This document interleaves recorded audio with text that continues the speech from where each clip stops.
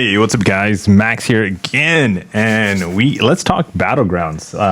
As you can see, we have here the information what Kabam gave us a few days ago now for season 19. So season 19 is going to officially kick off here in a couple of days. Today's Monday, so in 2 days.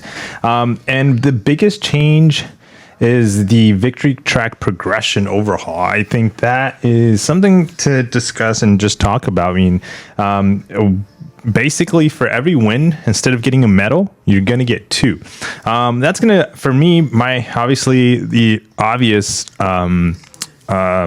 change is that everybody's going to progress fast, so whether you lose one, win one, if you're like lose two, win one, you're gonna be able to like fight different people with different accounts, and you're just gonna move along the victory track very quickly. I think that's like a very good change, and like overall for like Battlegrounds experience for everybody.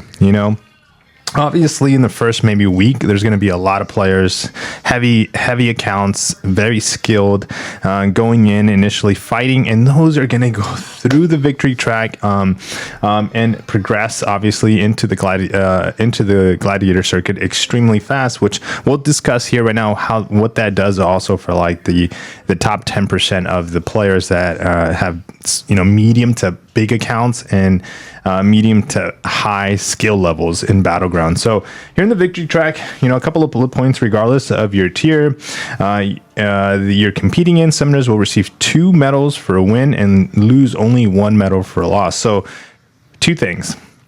If there is also any players doing some farming in the victory track, obviously this is just going to be incredibly difficult to do, and pretty much, I don't want to say impossible, but you're going to have to do any type of farming, any type of like getting points and acquiring points in the gladiator circuit going forward, and when you're in the gladiator circuit, because I said earlier, all the pro players, big accounts are going to be kind of pushed into it very quickly. You're going to be facing like those type of accounts. Generally, not all the time, but that's kind of like what to expect. So we also have, let me look here. With these changes, summoners will, just describes the win rate and experience. Summoners with higher win rates will have fewer matches to progress through the tiers. Okay, that's what I was just saying. We've done a big overhaul to the victory track progression. Our main goal with this change was to improve progression summoners who have lower win rates so they can consistently climb. To do that, we've added extra tiers within each rank to give summoners more checkpoints to reach. All ranks will now consist of 5 tiers with increasingly staggered medals required to progress through. So what does that look like? That's what this looks like right here below. And the victory vibranium diamond, which is what we see a lot, especially on YouTube, of people kind of progressing, right? So victory track rewards distribution. There's going to be, by the way, a deathless vision piece. So if you are looking forward to collect that every single deathless champion that has been released, but specifically this vision, there's going to be a deathless vision piece there, and also a sunspots emote. So I'm looking forward to that. Actually, that's pretty cool. Hopefully, it's a cool one, and we can kind of like use it and stuff. So rewards have been distributed into the structure, with some rewards increasing for players that complete the victory track by being promoted out of vibranium, and will obtain the following special rewards. Here we are. So these are all the rewards. One of the biggest things, obviously, the ones that we want the most are the trophy tokens, because we trade those in for rewards, and those are what we're looking at here, 20,000 total. They're basically, it's not like 1,111. No, they're giving you the total, which is, okay, I was gonna say that's kind of repetitive, but the reason why I didn't read this part right here previously, so they're giving you a comparison so you can actually see it, because somebody like me was going to be like, why do I need to see the 4,000 when I can just add the 4,000? But still needing, it might be like, whoa, do we get 8,000? No, they're giving you a comparison of what it was season 18. So 3,600, 4,000. So you're getting more tokens, when it comes to the previous seasons, when it comes to like to be able to purchase some stuff. So pretty good overall changes, right? Or just overall wins for, I think, anybody that enjoys playing Battlegrounds. And yeah, relics, elder marks. So we have some elder marks we're going to be getting to, which is also really good. I don't know. Let me know in the comments if you went ahead and added all these up. Let me know what that totals. But yeah, overall, good changes, right, for the victory track. Now let's talk Battlegrounds Season 19 nodes. Now, one of the biggest things, since we're going to expedite to the gladiator circuit, I think one of the things to like kind of really discuss, obviously the victory track, but what is week 1 to week 3 gladiator circuit going to look like? Do I need to prep for that? Most likely you're probably going to need to. I wouldn't rank any champions going forward now because of the changes, how like Battlegrounds has evolved. Anything for the victory track, I would just use your roster, whatever you have. You're going to get expedited into the gladiator circuit. So rank up for the gladiator circuit. Specifically, obviously, always ranking up for week 3. And we've known this, and I'm going to say it again, probably say it every single time. Don't rank up prior to week 3. Rank up unless you've done very successful and you've been like, hey, this champion's good, this one's good, this one's good, I can guarantee. But for the most part, most champions that most players think are really good end up being okay, but out of nowhere, sometimes we get X and Y champion being like, whoa, we didn't expect that one to really shine because of the node combination and the champion's kit. It just ends up happening, so I would always recommend to wait for week 3 to start and do your, play it for like a day or two and then do your rank up for that, for the following 2 weeks. But if you want, obviously, we're going to get into the gladiator circuit immediately, and you're going to be playing that for 2 weeks straight, and you're going to be kind of farming some points because you're going to be using elder marks throughout week 1. Then I would obviously recommend to do maybe 1 or 2 rank ups just to guarantee you, if they're not already in your roster and already ranked up, to guarantee you some success and some wins when it comes to like your experience in the gladiator circuit. And then this is kind of like obviously with the changes that we're seeing right now when it comes to season 19.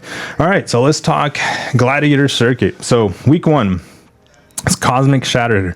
Cosmic attackers, light attacks have 50% chance to armor break the defender, reducing their armor rating by 20% for 10 seconds. If the light was critical, the chance is 100% instead. So instead of 50% chance, it's 100. So obviously, obvious cosmic attackers. Hulkling's going to be in everybody's roster. I mean, we can pretty much put all cosmics, but we're probably going to see a lot of mystic defenders because of that. Okay, the defenders gain a permanent armor up buff, increasing armor rating by 10% per stack whenever the attacker blocks one of their attacks, and that's stackable up to 10. The defender's armor up buff gains 40% potency. So I think also we're going to see some beefy tech defenders. So I think when it comes to defense, just already reading how enhanced the nodes are going to be. With armor ups, you're going to have some tech champions, obviously, on defense for like, and you're going to ban a lot of cosmics. I can see, again, Hulkling, just talk about him. He's always like at the high tier of like, he's for me, he's considered like super high usage and really good champion for Battlegrounds. So I'm assuming he's probably going to be in pretty consistent ban. When the defender blocks an attack, they activate an armor up buff, boosting armor by 25% upon reaching 5 attacks of an armor up and generating by explosive personality. Armor up stacks explode and remove 25% of the attacker's max health. Wow. Okay. And then obviously the Spirit Gauge, which is your relic, it's going to be starting with 50% of at the initial start. So let's read that again. When a defender's blocks an attack, they activate an armor up buff, boosting armor by 25% upon reaching 5 stacks of these armor ups, generates an explosive Explosive personality, armor up, stacks explode, and remove 25% of the attacker's max health. So, yeah, actually, Hulkling. It's probably he might still be useful, but maybe not the best, obviously. But he's still going to be useful for sure. So yeah, 5 stacks. So you're not going to be able to get that Piers and that second Fury. Huh. Okay. So yeah, I still think he's going to be useful though. Speaking, I didn't read that part of the note. Okay, but overall, I think we're going to see a lot of Tex and Cosmic.